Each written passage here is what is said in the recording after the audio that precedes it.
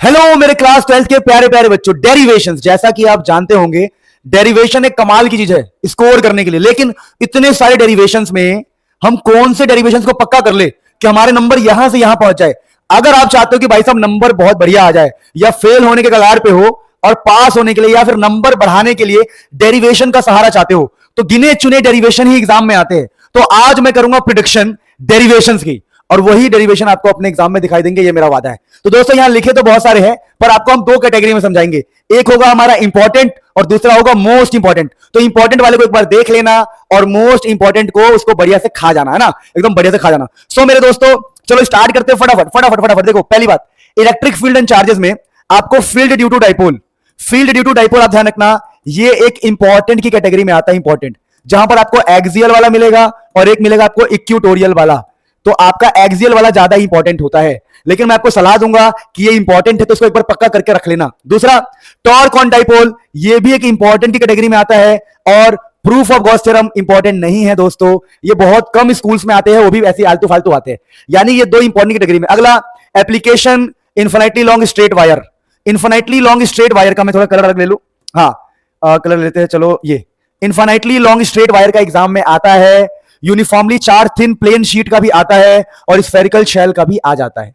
इन सब में सबसे ज्यादा इंपॉर्टेंट कौन सा है? आपका स्फेरिकल शेल वाला सबसे ज्यादा इंपॉर्टेंट है, मोस्ट इंपॉर्टेंट। बाकी जो आपका होता है ना electric field, field due to infinite long straight wire और uniformly charge infinite plane sheet, ये सिर्फ इंपॉर्टेंट की कैटेगरी में आते हैं। तो दोस्तों मैंने आपको बता दिया कि इनमें गिने चुने डेरिवेशन है, इंपॉर्टेंट कौन सा है और मोस्ट इंपॉर्टेंट कौन सा है। तो अकॉर्डिंग टू स्फेरिकल शेल एक मोस्ट इंपॉर्टेंट टॉपिक है जो एग्जाम में आ जाता है। ठीक है, बाकी ये अगर आपको अगर करना ही है तो सारे ही करो जो इस पे इंपॉर्टेंट लिखा है, और मोस्ट इंपॉर्टेंट वाले को अच्छे से खा लेना। सो दोस्तों ये हो गया हमारा। अगला, अगर इलेक्ट्रोस्टैटिक पोटेंशियल एंड कैपेसिटेंस में बात करें दोस्तों, तो यहां पर ना ये वाला टॉपिक इतना इंपॉर्टेंट नहीं होता है, आपको बता दूं। ये वाला टॉपिक देखो, capacitance of parallel plate capacitor with and without dielectric, with and without dielectric वाला टॉपिक मोस्ट इंपॉर्टेंट की कैटेगरी में आता है। अगला क्या है आपके पास, capacitance of parallel capacitor with dielectric slab, तो मैंने बता दिया आपको। और ये एनर्जी स्टोरेज कैपेसिटर, बहुत देखो ये इंपॉर्टेंट टॉपिक है बहुत, लेकिन ये हमारे सीबीएसई बोर्ड में नहीं है। तो ये सीबीएसई बोर्ड में नहीं है, लेकिन बाकी बोर्ड के बच्चे ध्यान रखना कि ये वाला आपके एग्जाम के लिए एक मोस्ट इंपॉर्टेंट की कैटेगरी में होता है, derivation energy stored in capacitor. बाकी बता दूं, ये सबसे इंपॉर्टेंट है capacitance of parallel plate without with and without dielectric, इसका डेरिवेशन कर लेना प्लीज। तो यहां पर इस चैप्टर में ज्यादा डेरिवेशन का पंगा नहीं है हमारे पास, सिंपल सिंपल यही है, कोई दिक्कत नहीं है। अच्छा, मतलब डेरिवेशन में तो और भी है, जैसे कि एक होता है स्फेरिकल सेल के लिए पोटेंशियल, पर वो इतना इंपॉर्टेंट नहीं होता। कुल मिला के कहानी है, मैं आपको जो बता रहा हूं उसकी तैयारी करें। देखो हम कभी नहीं कहते ये कि भाई सब कुछ छोड़ के ये कर लो, मैं कहता हूं सब कुछ करो, इन पर ज्यादा फोकस करो।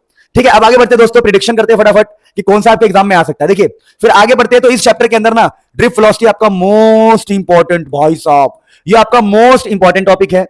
मोबिलिटी एंड द रिलेशन नहीं भाई, वीआई कैरेक्टरिस्टिक ये सब तो आपको पता होना चाहिए, ये सब तो ग्राफ है, ग्राफ, इसको कोई टेंशन नहीं है। Combination of cells and series पर नहीं भाई, Kirchhoff's rule and Wheatstone bridge most important. यहां से आपको एग्जाम में डेरिवेशन दिखाई देगा कि भाई किरचॉफ्स लॉ का यूज करके व्हीट स्टोन ब्रिज के लिए डेरिवेशन करो। तो यहां पर हमने क्या पढ़ा बेटा, मोस्ट इंपॉर्टेंट है ड्रिफ्ट वेलोसिटी, और व्हीट स्टोन ब्रिज आपका एक मोस्ट इंपॉर्टेंट टॉपिक हो सकता है किरचॉफ्स लॉ का यूज करके। क्या मेरी बात समझ पा रहे हो? Combination of cells series and parallel important की कैटेगरी में आता है, पर मोस्ट इंपॉर्टेंट नहीं है। तो कुल मिला के मैंने आपको बताया, इस चैप्टर में अगर आप इसको तैयार करते हो और व्हीट स्टोन ब्रिज वाले को तैयार करते हो तो आपका 99% काम हो जाएगा। एक होता है रेजिस्टिविटी ओम्स लॉ का प्रूफ, है ना, रेजिस्टिविटी एंड ओम्स लॉ का प्रूफ, ओम्स लॉ।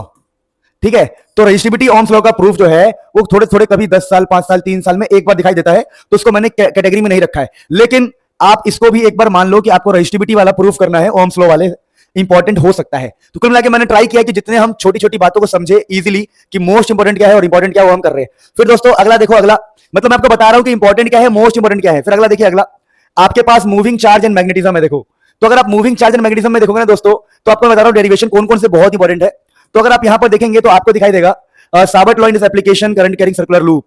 भाई साहब ये सर्कुलर लूप वाला है ना, जो हमारा बायर साबर्ट लॉ है उसका एप्लीकेशन सर्कुलर लूप पे, सर्कुलर लूप वाली डेरिवेशन आपको करनी है। ये एग्जाम में कई बार आ चुका है, तो ये आपका मोस्ट इंपॉर्टेंट की कैटेगरी में है। अच्छा दोस्तों, अच्छा जो बच्चे चाहते हैं कि मैं इन सभी डेरिवेशन की वीडियो बनाऊं, एक बार कमेंट कर दो और अपने स्कूल का नाम भी लिख देना, ताकि मैं अभी क्वेश्चन पेपर की सीरीज बना रहा हूं, उसमें आपके स्कूल का क्वेश्चन भी मैं लिख दूंगा। अब देखिए दोस्तों क्या लिखा है, force on a current carrying conductor, इतना इंपॉर्टेंट नहीं है, पर ये वाला आपका मोस्ट इंपॉर्टेंट की कैटेगरी में आता है, इसकी डेरिवेशन कर लेना। तो मोस्ट इंपॉर्टेंट की कैटेगरी में ये वाला आएगा आपका। ठीक है, टॉर्क इतना इंपॉर्टेंट नहीं होता, बहुत तुक्के से कभी कभी आता है, तो इसको हम सिर्फ इंपॉर्टेंट की कैटेगरी में देंगे। Torque experience by current carrying loop. अगला एम्पियर सर्किट लॉ का जो एप्लीकेशन है, बाय चांस सीबीएसई के सिलेबस में नहीं है, जैसे सोलेनोइड था और टोरॉइड था, अगर किसी के सिलेबस में है तो सोलेनोइड की डेरिवेशन कर लेना, ठीक है, सोलेनोइड वाले टॉपिक की।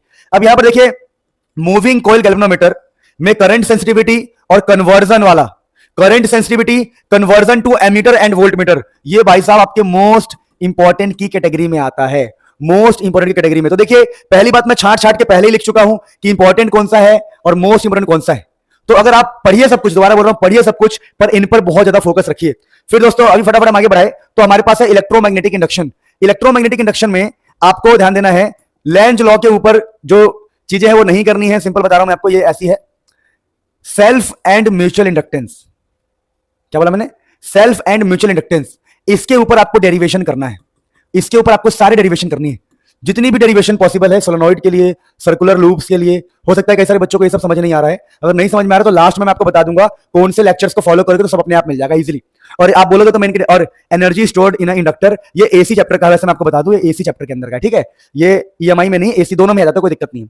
तो यहां पर जो डेरिवेशन है ना आपको सेल्फ एंड म्यूचुअल इंडक्टेंस में पक्का आएगा, जिसमें दोनों में से कोई भी आ सकता है, को एक्सियल सोलेनोइड के लिए आ सकता है, को एक्सियल सर्कुलर लूप के लिए आ सकता है, किसी के लिए भी आ सकता है। तो यहां से डेरिवेशन पक्का है, ये आपका मोस्ट इंपॉर्टेंट की कैटेगरी का डेरिवेशन है।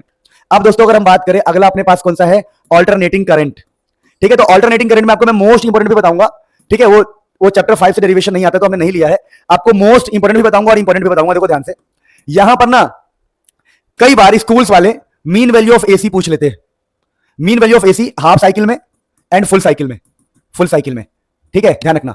अच्छा, RMS value of alternating current end voltage, RMS value वाली ये आपका मोस्ट इंपॉर्टेंट की कैटेगरी में आता है, और ये वाला कह सकते हो सिर्फ इंपॉर्टेंट है, तो आप डिसाइड कर लेना अपने हिसाब से, पर ये स्कूल एग्जाम में आता है, बोर्ड्स में बहुत कम आता है। आरएमएस वैल्यू एग्जाम में आता है, मोस्ट इंपॉर्टेंट है, तो आरएमएस वैल्यू की डेरिवेशन कर लेना। ये रिएक्टेंस इंपेडेंस की डेरिवेशन नहीं आती, एलसीआर सीरीज में फेजर है तो इसका तो आने का चांस ही नहीं है, रेजोनेंस का भी कोई चांस नहीं है, पावर इन एसी सर्किट, इसका डेरिवेशन आपका मोस्ट इंपॉर्टेंट की कैटेगरी में आता है। फिर आपके पास है शार्पनेस की डेरिवेशन नहीं, एक्सप्रेशन फॉर क्यू, ये सब नहीं आता है एग्जाम में, ठीक है। एग्जाम में यहां से एक जगह से और क्वेश्चन आता है, आपको बता दूं, ट्रांसफार्मर, ये कोई डेरिवेशन नहीं हो तो कॉन्सेप्ट है, तो ट्रांसफार्मर आप पढ़ लेना अच्छे से, और एसी जनरेटर, एसी जनरेटर तो खा जाना डिवाइस है नहीं, तो एसी जनरेटर और ट्रांसफार्मर आपका मोस्ट इंपॉर्टेंट की कैटेगरी में आता है। तो ऑलरेडी मैंने बहुत कुछ छांट छांट के लिखा हुआ है, ऑलरेडी बहुत छांट के लिखा है, जिसमें मैंने आपको बता दिया कि इंपॉर्टेंट डेरिवेशन कहां से आएगा और मोस्ट इंपॉर्टेंट कहां से आएगा। तो देखो दोस्तों, आगे तो आपको पता होना चाहिए कि आगे जो अगला चैप्टर है हमारा, उसमें से डेरिवेशन नहीं आता एग्जाम में, चैप्टर 5 से भी डेरिवेशन नहीं आता एग्जाम में। यानी कि प्रिडिक्शन ये है कि अगर आप इन डेरिवेशंस को अच्छे से करते हो, जो जो टॉपिक्स मैंने आपको बताए हैं, तो एग्जाम में आपको सेम टू सेम डेरिवेशन दिखाई देगा।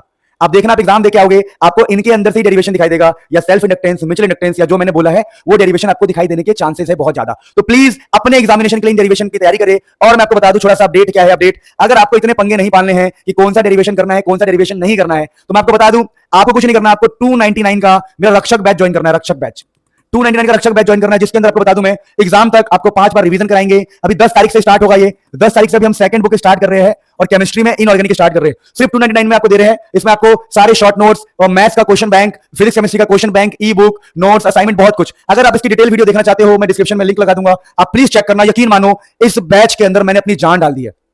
अगर आप इस बैच को फॉलो करोगे, मुझे फॉलो करोगे, मैं गारंटी देता हूं आपके 100 आउट ऑफ 100 है।